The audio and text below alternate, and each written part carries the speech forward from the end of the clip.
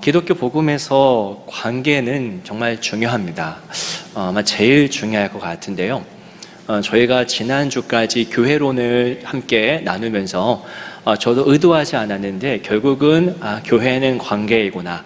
다 관계가 끊어져 버린, 지난주 본문이 고린도전서 말씀이었는데 분열된 그 교회를 살펴보면서 하나님이 뭘 원하시는가, 왜 교회를 세우시는가, 분열 천지인 이 세상 속에서 하나 된 것이 무엇인지, 그 에덴의 그 연합됨, 그것을 보여주기 위해서 교회를 세우신 거구나. 이게 의도하지 않았지만 결국 그렇게 교회론을 저희가 살펴봤었습니다. 그래서 교회에서 가장 중요한 것은 바로 이 관계라고 할 수 있겠죠.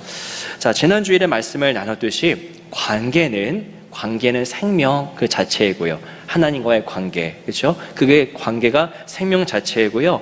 반면 분열은 반생명, 안티 생명이라고 할 수 있겠죠. 성경의 굵직한 주제들을 보시면 여러분 이 네 가지만 기억하면 성경의 주제가 확 보입니다. 창조, 타락, 구원, 완성의 순으로 이 성경이 쓰여져 있고, 성경의 역사의 순서는 곧 이 보편 역사의 순서이기도 합니다. 이 보편 역사의 시작이 창조였고요, 그 다음에 죄를 지었고, 그 다음에 하나님께서 구원해내시고, 결국 주님이 오시는 그날 이 땅은 하나님의 뜻이 완전히 성취되는 완성된 그 나라를 보이시죠.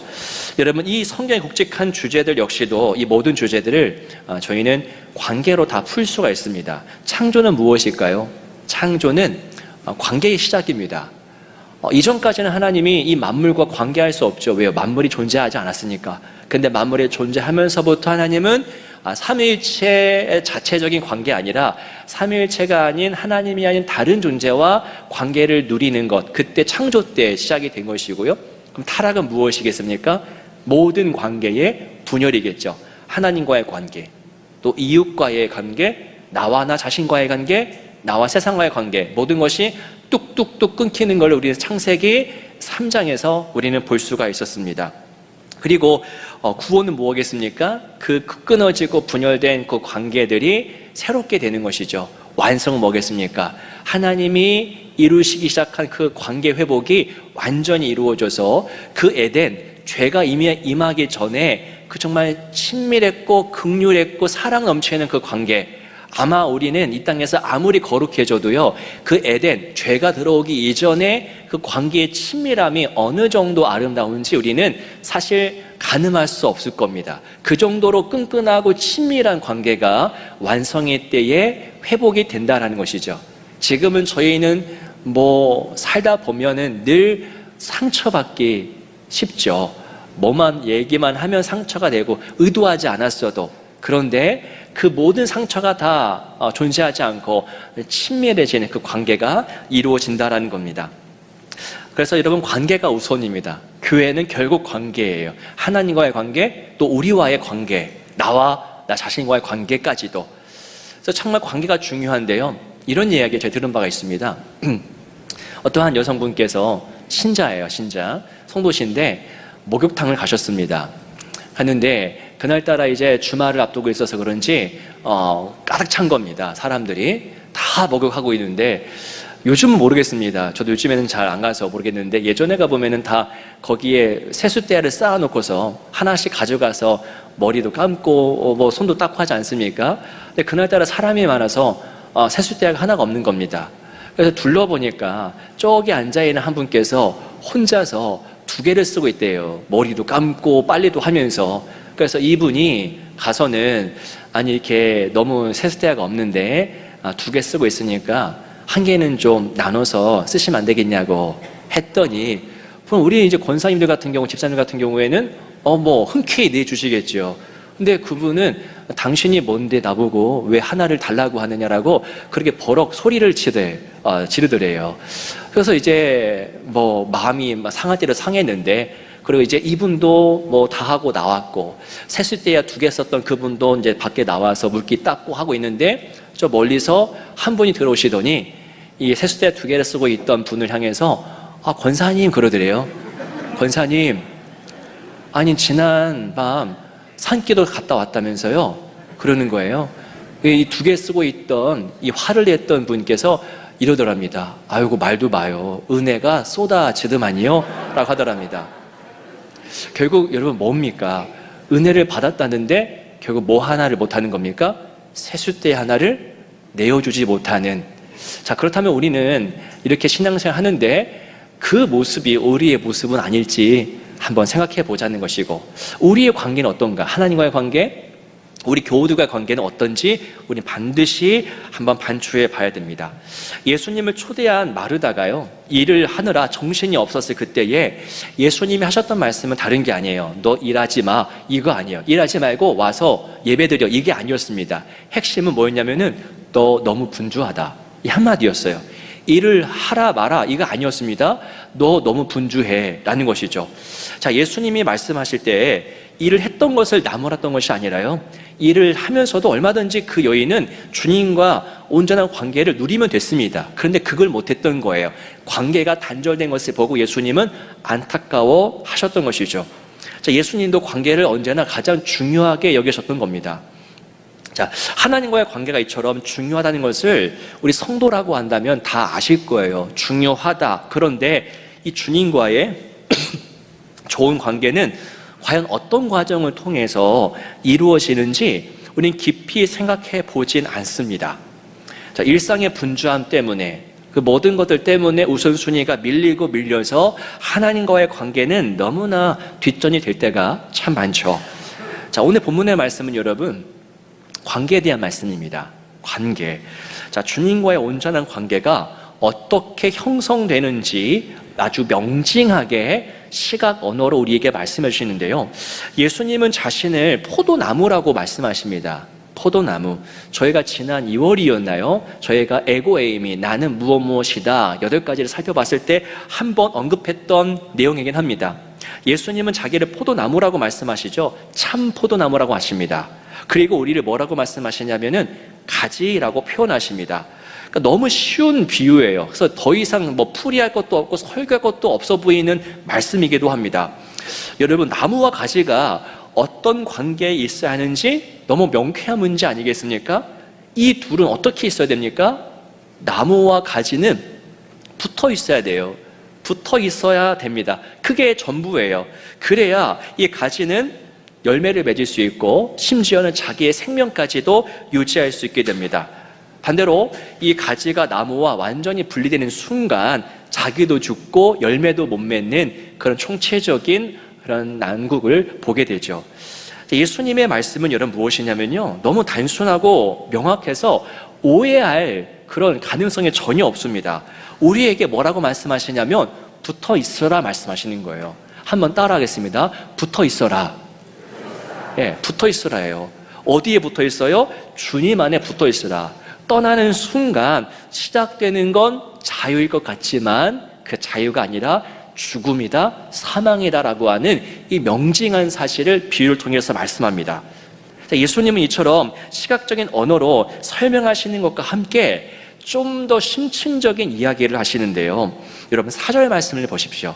우리 4절 말씀을 한번 같이 한번 읽어보겠습니다. 시작.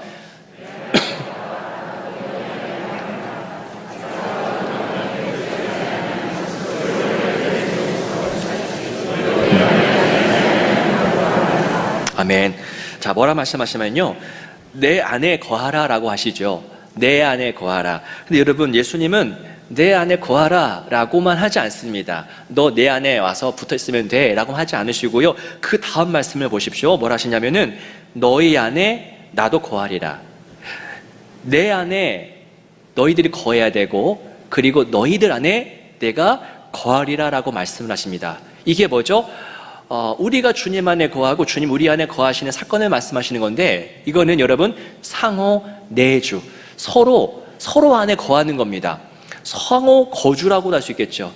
이건 사실 여러분 성부, 성자, 성령 하나님께서 영원 전부터 존재하셨던, 관계하셨던 방식이거든요. 성부는 성자 안에, 성자는 성령 안에, 성령은 성부 안에, 이렇게 상호 침투, 상호 내주를 하셨던 관계인데요, 그 삼위일체의 관계를 오늘 우리에게도 요구하시는 겁니다. 붙어 있어라. 자, 예수님은 이 사실을 한 번뿐만이 아니라 3번 언급하세요. 상호 내주하는 것. 내가 너희 안에, 너희가 내 안에. 그만큼 중요하다는 뜻일 텐데요. 여러분 오늘 5절 말씀 한번 보시기 바랍니다. 5절 한번 같이 한번 읽어보겠습니다. 시작. 나는 포도나무요 너희는 가지라. 그가 내 안에 내가 그 안에 거하면 사람이 열매를 많이 맺나니 나를 떠나서는 너희가 아무것도 할 수 없습니다. 여기도 나오죠. 우리가 주님 안에 거해요. 끝이 아니에요. 그만큼 주님이 우리 안에 거하신다는 겁니다. 이게 수학적으로 머리에 그려지십니까? 우리가 주님 안에 거하는데 동시에 주님이 우리 안에 거하신대요. 이런 신비로운 말씀을 하시는데요, 한 번 더 언급하십니다. 7절 같이 한번 읽어보겠습니다. 시작. 너희가 내 안에 거하고 내 말이 너희 안에 거하면 무엇이든지 원하는 대로 구하라. 그리하면 이루리라. 이런 마찬가지죠. 똑같은 말씀이 3번 반복되고 있습니다. 여러분, 예수님은 본문에서 주님 안에 우리가 거하는 것과 우리 안에 주님이 거하시는 이 사건을 3번이나 반복해서 말씀하십니다. 그러니까 예수님에게 이 2가지 사건, 우리가 주님 안에, 주님이 우리 안에 거하는 이 2가지 사건은 별개가 아니라는 겁니다. 한 몸을 이루는 한 사건, 그러니까 하나가 일어나면은 다른 사건도 이루어지는 그런 동전의 양면과 같은 사건이라고 말씀을 하시는 겁니다. 자, 주님 안에 우리가 거하게 될 때 동시에 우리 안에 주님이 거하십니다. 이 역도 성립이 되는데요, 우리 안에 주님이 거하실 때 바로 그때 주님 안에 우리가 거하게 됩니다. 머리에 그려지십니까? 이게 어떻게 가능할까요? 주님 안에 우리가 거하고 우리 안에 주님이 거하는 것은 여러분 하나의 사건이라는 거예요. 참 놀라운 신비죠. 이 세상에서는 정말 표현할 수 없는 신비예요. 우리 안에 주님이 거하시는 것만큼, 우리 안에 주님이 들어오시는 것만큼 우리는 주님 안에 거하게 된다라는 겁니다. 즉 우리가 주님에게 우리의 공간을 내어드리는 것만큼 우리도 주님의 공간으로 쑥 들어간다라고 하는 것을 말씀하시는 거예요. 참 신비로운 말씀입니다. 자, 이를 어떻게 설명할 수 있을까 제가 고민하다가 한 그림이 딱 떠오르더라고요. 이게 좀 잘 보여준다. 그게 뭐였냐면요, 바로 저희가 수학 시간에 배웠던 교집합 그림입니다. 교집합.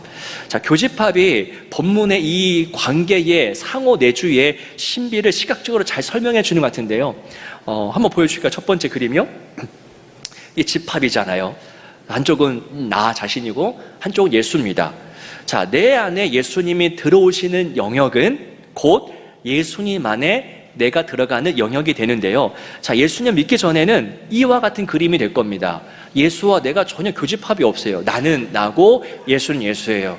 예수 알고 있는데 내 인생 내 거고 내 판단 내가 하는 것이고 내 소유 다 내 거야. 그러니까는 모든 것이 다 내 위주로 돌아갑니다. 자, 전혀 교집합이 없죠.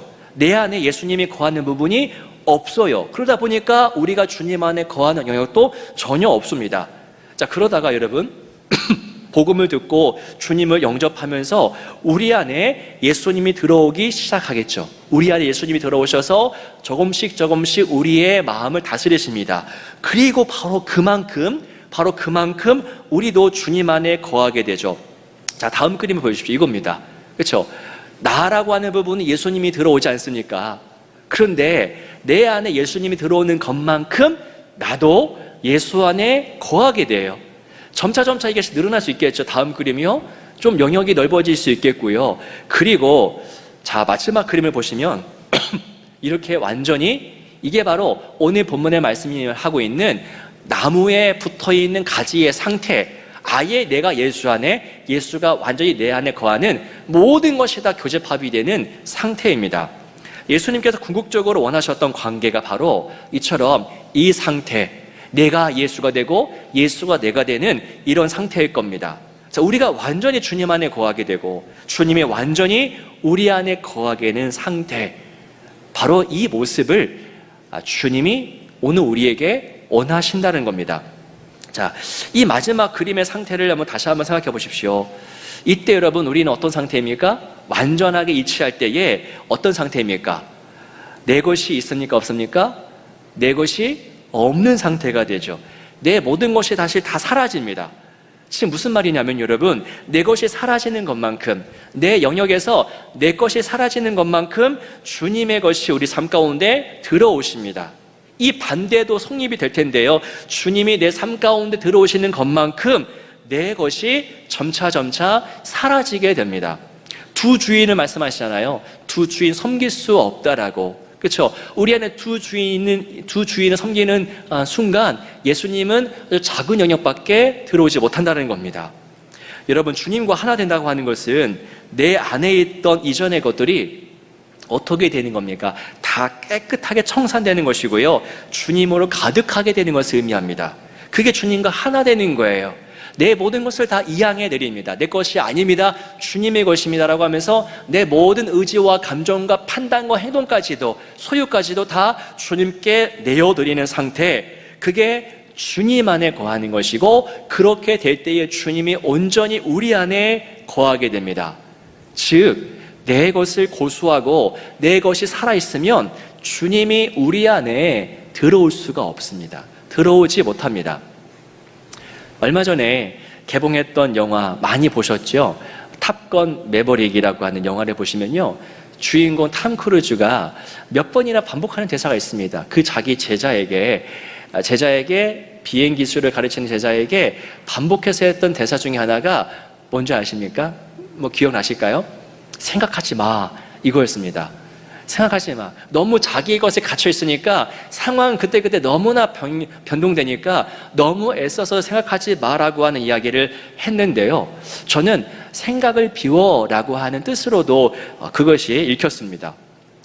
비워. 너무 네 것을 고수하지 마라고 하는 것이죠. 왜요? 고수하고 있으면은 새로운 것이 들어올 수가 없기 때문입니다. 그게 오늘 본문이 말하고 있는 영적인 원리예요. 누가복음 14장에 보시면 잔치 비유가 나옵니다. 이 잔치 비유의 핵심은 초대하기와 거절하기예요. 이 주인은 초대하시는데 초대를 받은 모든 사람들은 다 핑계를 대면서 거절합니다. 자, 누가복음 14장 18절부터 20절 말씀, 어떻게 거절하는지 한번 보시기 바랍니다. 함께 읽어보겠습니다. 시작. 다 일치하게 사양하여 밭을 샀음에 아무래도 나가 봐야 하겠으니 청컨대 나를 양해하도록 하라 하고, 또 한 사람은 이르되 나는 소 5겨리를 샀음에 시험하러 가니 청컨대 나를 양해하도록 하라 하고, 또 한 사람은 이르되 나는 장가 들었으니 그러므로 가지 못하겠노라 하는지라. 아멘. 주인이 초대를 합니다. 잔치를 열고서 오십시오, 와서 좀 누리십시오, 먹고 즐기십시오 하는데요, 초대받은 사람들이 초대에 거부합니다. 왜 그랬을까요? 생각이 많았던 것이죠. 자기의 생각, 자기의 어떤 방침이 너무 강했던 겁니다. 밭에 대한 생각, 그리고 소에 대한 생각, 또 장가에 대한 어떤 생각들로 가득했던 것이죠. 그러니까 자기 것이 너무나 살아있어서 그래서 초대에 응하지 못합니다. 자, 그들 속에는 자신들의 것으로 너무나 가득 차서 잔치의 기쁨이 머물 공간이 그들 속에 없었던 거예요. 그들 속에 잔치 기쁨이 머물 공간이 없습니다. 그래서 그들은 잔치 속으로 들어가지 않습니다. 오늘 본문과 똑같은 원리죠. 그들 안에 잔치의 기쁨이 있지 않으니까 그들이 이어서 잔치의 기쁨 속으로 들어가지 않고 있습니다. 내 안에 잔치의 기쁨이 있어야 잔치의 기쁨 속으로 들어갈 수 있는 것이죠. 그게 오늘 본문의 영적인 원리입니다. 내 안에 예수가 있는 것만큼 내가 예수 안에 거하게 되는 거예요. 주님이 우리에게 바라시는 것은 사실 우리가 상상했던 것 그 이상일 겁니다. 하나님 우리에게 어느 정도로 원하실까? 예배, 어떤 헌신, 어느 정도의 봉사, 어디까지 원하실까? 우리는 생각을 할 텐데요, 하나님 우리에게 원하시는 것은 무엇이냐면 우리의 전부입니다. 한번 따라 하시겠습니다. 우리의 전부를 원하십니다. 하나도 남김없이예요. 남김없이 너의 생각, 의지, 감정, 행동, 소유 다입니다. 우리가 우리의 전부를 드리기를 원하십니다. 왜 그러냐면 빼앗기 위해서가 그게 아니라 오히려 우리가 내어드리는 것만큼 하나님이 우리에게 무언가를 주시고 우리 가운데 거하실 수 있기 때문입니다. 우리 마음의 방에 짐을 치우는 것만큼 하나님이 거하실 수 있기 때문에, 그래서 너희들의 마음을 비우고 내 안에 오라고 주님이 말씀하시는 것이죠. 자, 우리 교회 옆에요, 이 서울세관이라고 쓰여있는 그 건물이 있습니다. 조립식 건물이 있는데요, 지난주에 제가 몇 번 이렇게 보니까 어떤 간부가 남자 간부가 식물을 아주 정성스럽게 키우더라고요. 점심시간을 이용해서 손바닥만한 화분도 있고요, 좀 제법 큰 화분도 있고, 햇볕이 들면은 햇빛을 쏘이라고 또 물도 주기도 하고, 그런 생명과 동행하는 모습 참 보기가 좋았습니다. 자, 그런데 그 모습을 보고 있다가 문득 이런 생각이 저에게 드는 겁니다. 우리가 예수를 화분 정도로 여기고 있구나 생각. 그분의 어떤 행위와는 전혀 상관이 없는 것이지만은 그런 생각이 들었어요. 오늘 본문과 연계가 되죠. 우리가 예수를 저 화분처럼 여기고 있구나. 여러분, 화분을 보시면요, 화분은 우리에게 큰 것을 요구하지 않아요. 화분은 우리가 갖고 있는 공간들 중에 기껏해야 A4 용지 정도만한 공간만을 요구합니다. 그것뿐이에요.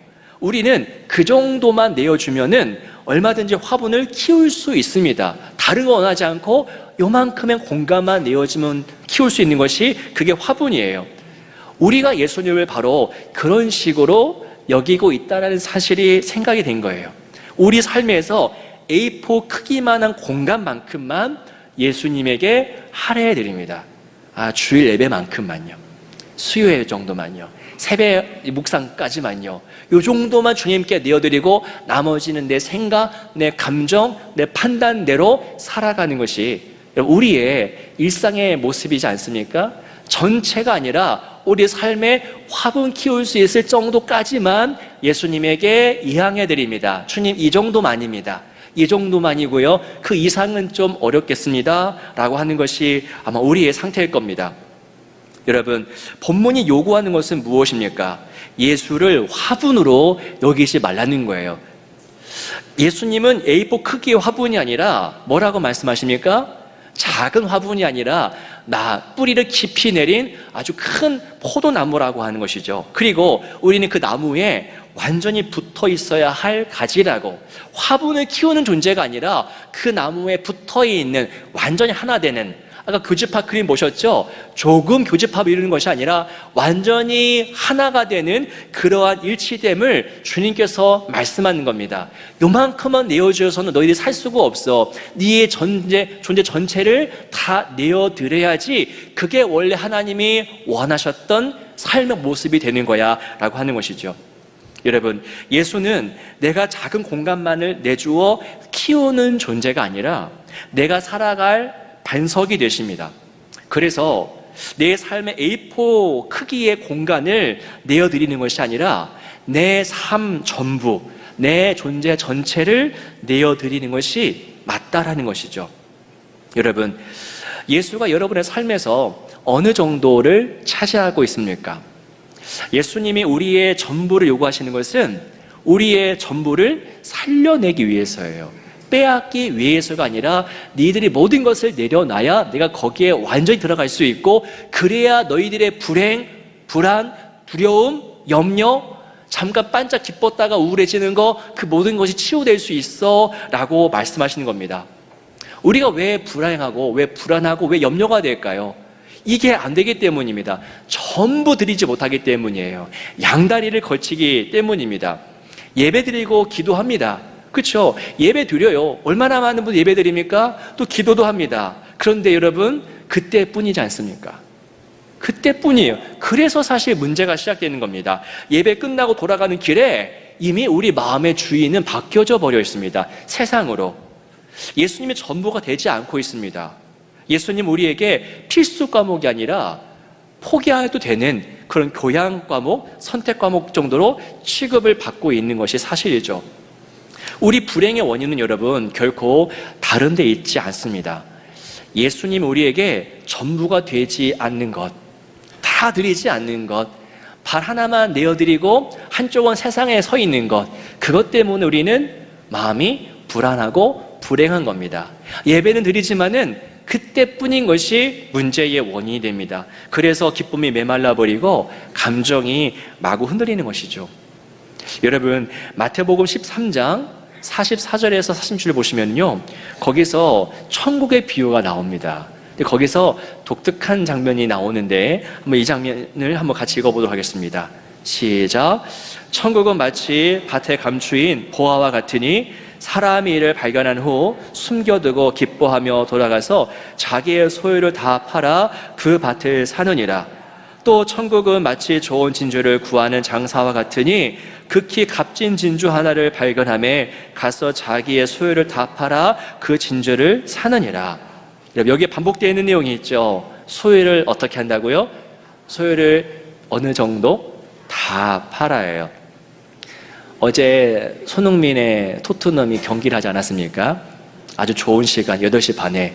그래서 제가 모니터로는 축구를 보면서 손바닥 위에는 성경책을 놓고서 설교 준비하면서 축구를 보고 있으니까 제 아내가 저를 되게 불편하게 하더라고요.